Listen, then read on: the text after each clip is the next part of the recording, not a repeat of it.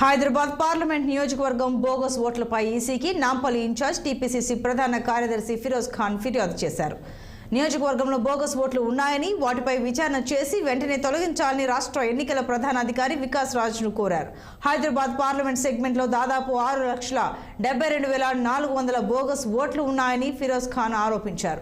నియోజకవర్గంలో అన్ని ఇళ్లు లేకపోయినా ఓట్లు ఉండడం ఏంటని ప్రశ్నించారు.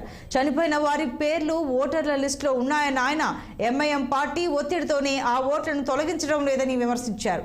ఆ బోగస్ ఓట్లతోనే ఎంఐఎం పార్టీ గెలుస్తోందని మండిపడ్డారు ఫిరోజ్ ఖాన్.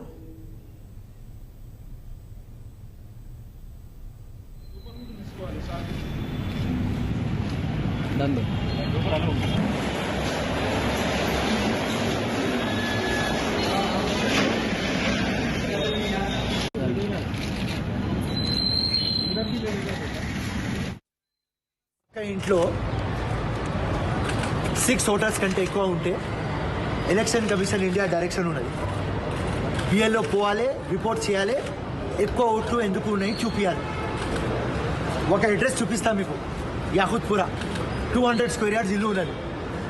దానిలో 660 ఓటర్లు ఉన్నారు. ఒక 200 స్క్వేర్ యార్డ్స్లో ఎట్లా ఉంటారన్నా?